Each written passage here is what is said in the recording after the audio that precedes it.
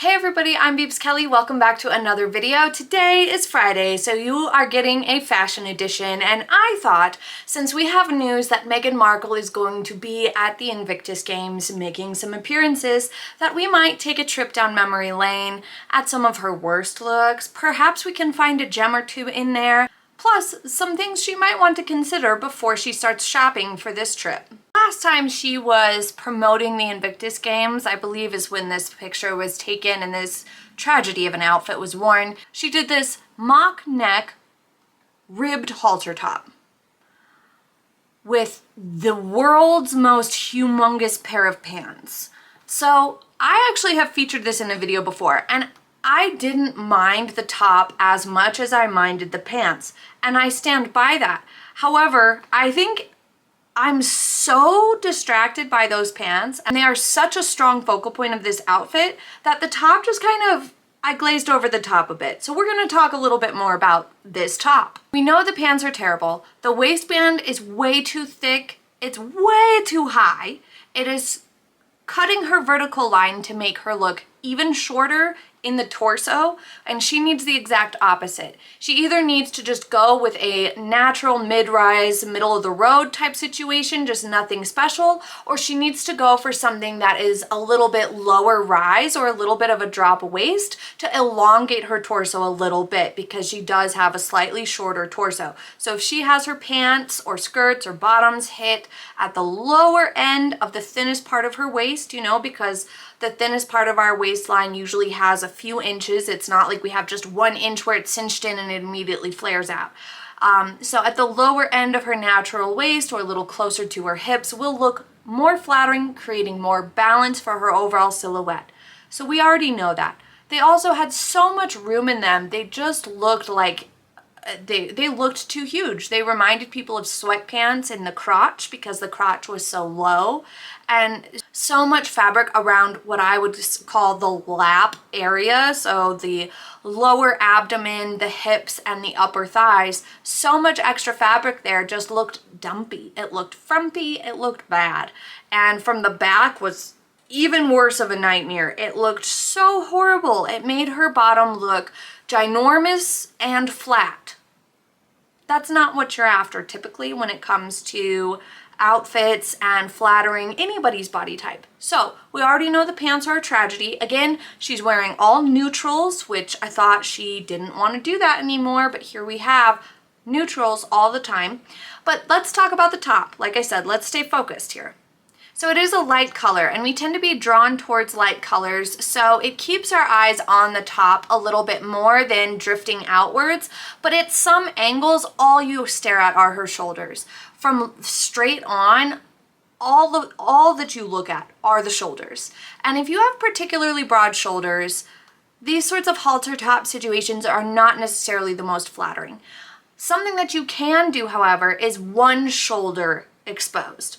The asymmetry that comes with having a one-shouldered item of clothing, whether it's a top or a t-shirt top or a dress, like anything. If it's just a one-shoulder situation, that asymmetry is very slimming, the diagonal lines are slimming, and it just creates better balance. Since in this case, you have so much shoulder to show, showing just one of them is a little bit more appealing visually. It's less jarring to the eye, and having that contrast of one with fabric and one bare just comes off more flattering. And some people have commented, perhaps Meghan Markle just really loves her shoulders and likes showing them off. No one can argue that her shoulders and arms are nice and toned. She doesn't have flabby arms. So good for her, that's wonderful. And if she does want to show off her arms and her shoulders a bit more, I have a short video coming out talking about some of the best ways to show off your shoulders if you do have broad shoulders. Because no matter what, proportions-wise, balance-wise, really broad shoulders are going to overpower your overall silhouette. They will catch the eye because they are the wider point of your body or the widest point of your body. So there's really no way around that they can kind of dominate your silhouette and your overall look. And so there is flattering ways to feature toned, excellent shoulders or make your shoulders a focal point of your outfit.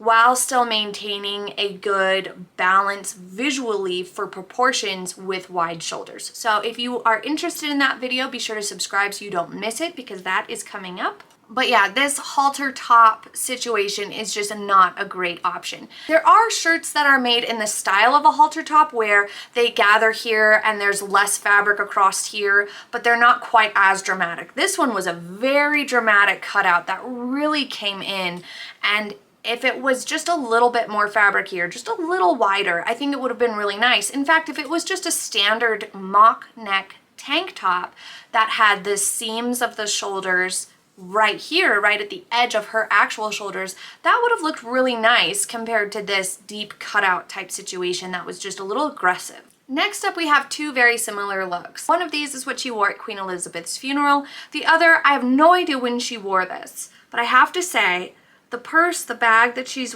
carrying, it looks a little too Ziploc baggy for me in its shape. I don't really care for the bag at all.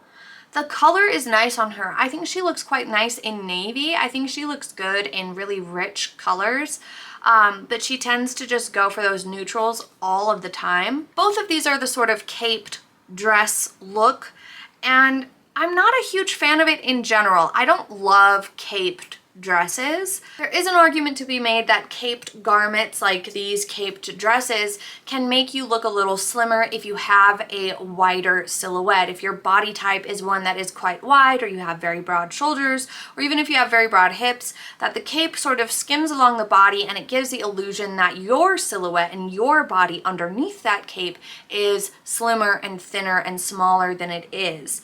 I'm just not positive that these caped dresses were worn in the correct setting.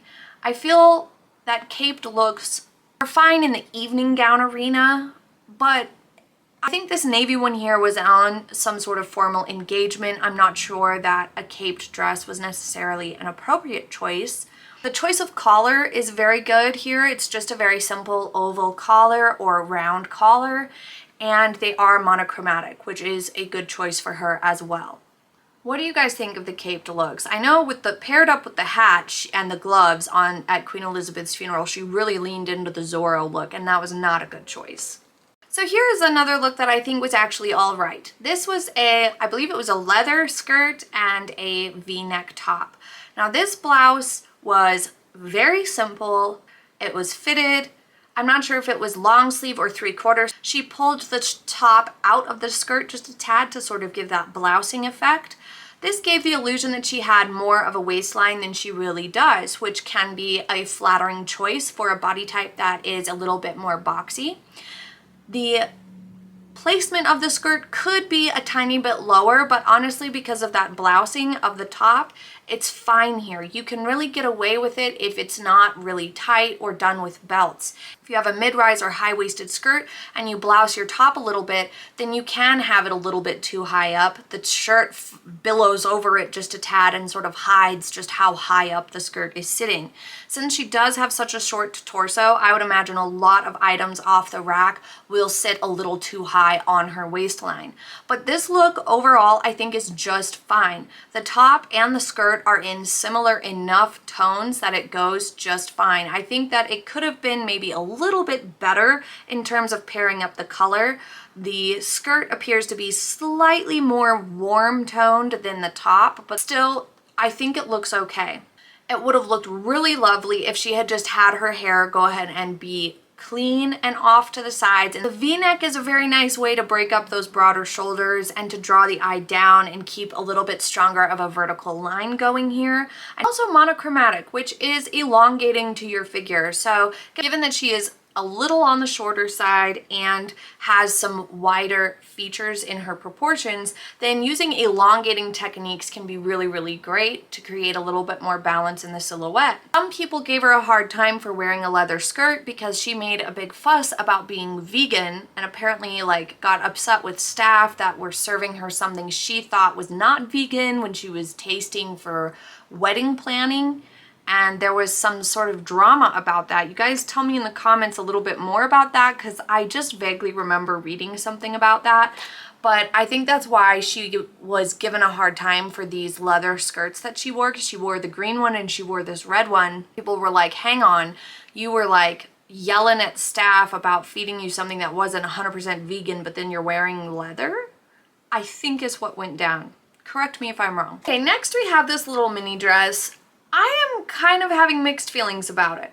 Right out of the gate, she's wearing black heels with it. I think she could have gone with something different to tie the outfit together a little bit nicer. She has a weird habit of choosing strange shoes to pair up with stuff. Little short in terms of what the Queen preferred senior royals to wear, and there's a reason for that. I've said this before, they had been at this PR game as the monarchy, as working royals for decades before Meghan Markle came along. And it's not always just about having stuffy old rules. Sometimes these rules, like wearing stockings and wearing things that are at or below the knee, are helpful for real practical reasons, like to prevent wardrobe malfunctions that could lead to potentially embarrassing moments, which can be hard on someone's mental health. To have accidentally perhaps flashed somebody and had it on camera, you know, something like that is really challenging to deal with if it happens to you. So by having these sorts of rules and preventing those types of things from happening or minimizing the chances of embarrassing situations, it's actually a really good positive. I really like where this dress is hitting on her shoulders. I like the v-neck, and I like that the lapel is flat. I do not like it so much when she wears her lapels up higher and out. It kind of shortens her neck a little bit. It makes her look a little turtled in her clothing. So this was a really nice choice here. Again, it would have been nice if her hair was just back and away from her face.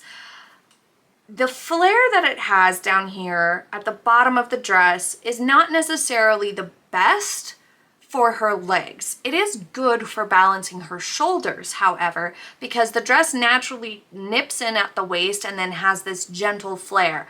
When she has her hands in her pockets here in these pictures, it might be accentuating or exaggerating the flare just a tad, but it did kind of make her legs look even more twiggy in these outfits that are above the knee especially.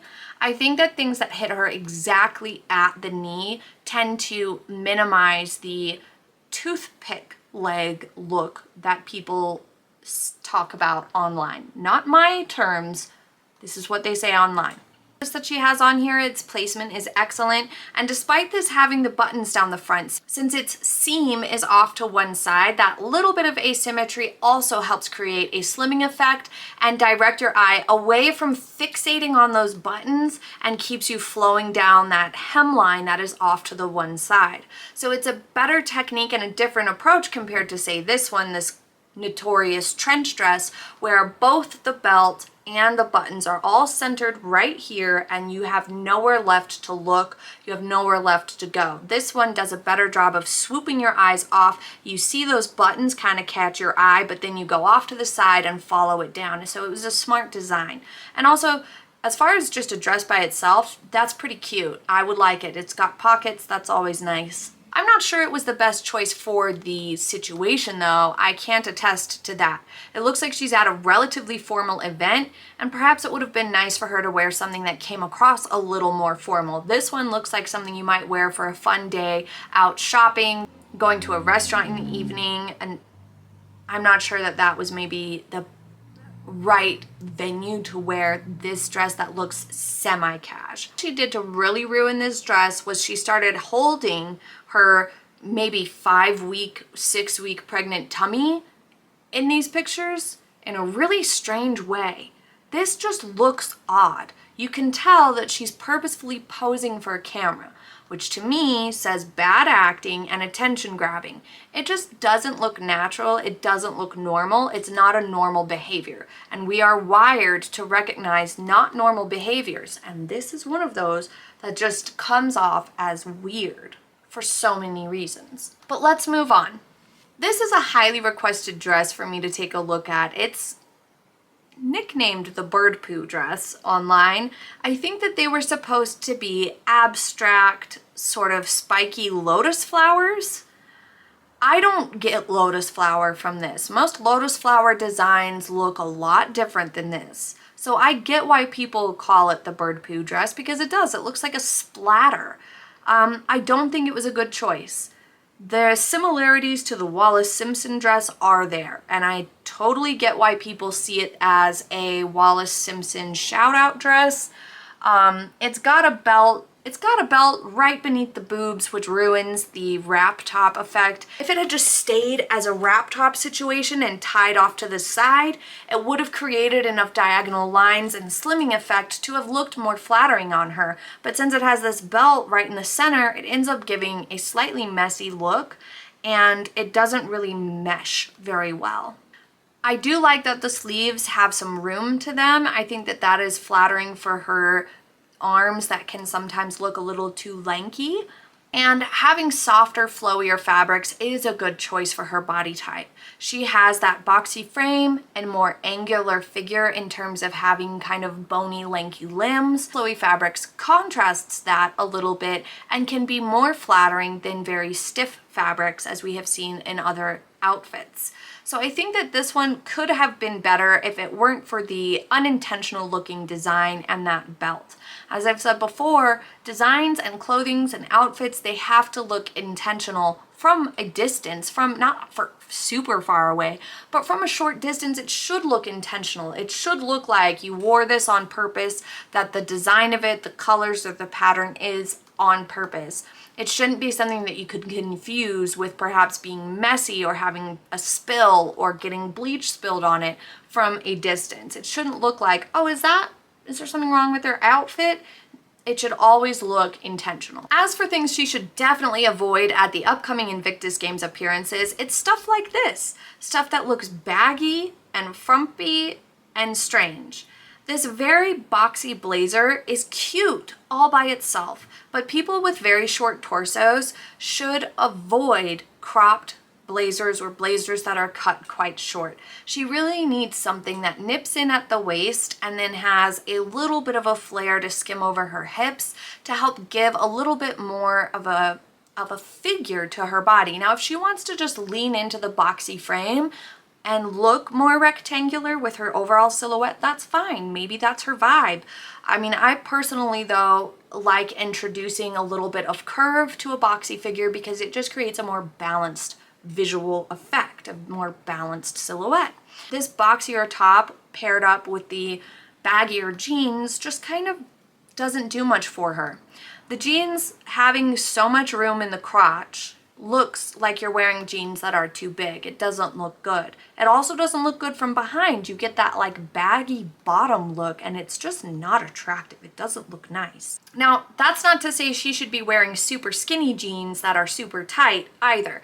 She should be wearing jeans like these ones here. They are tapered, they are tailored, or are her magic pair of jeans that fit her perfectly.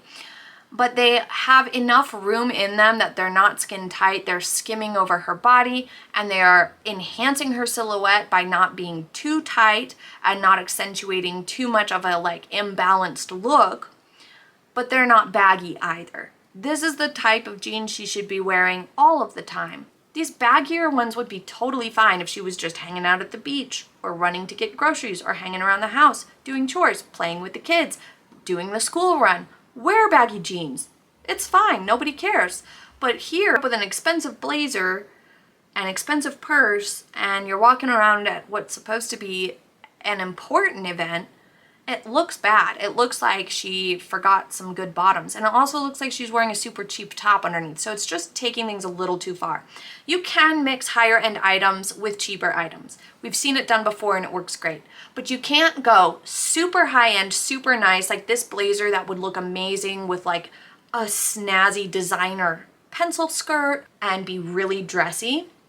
You can't take something that's that expensive and that dressy of a vibe and pair it with something that's literal weekender mom jeans that you would wear to paint your house in or do the laundry in, like really casual looking jeans, sweatpant jeans, the most casual pair of jeans and pair it up with a very nice blazer. That's too far on the scales. You need to bring it in a little bit. Something that's quite nice with an affordable pair of jeans.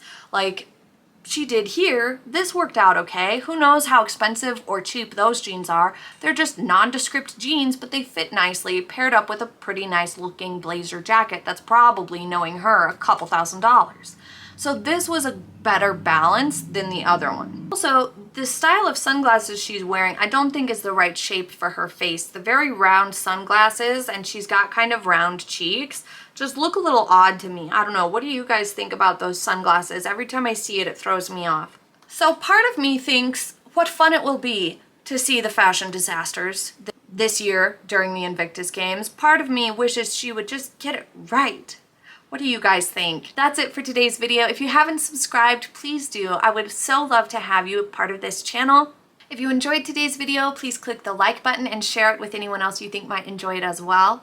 I will see you in the next video. I hope you have a happy day. And if you are interested in any of the makeup products I use to get ready today or anything like that, you can check the products tab below. I think that's all. Have a happy day, everybody. I'll see you next time. Bye!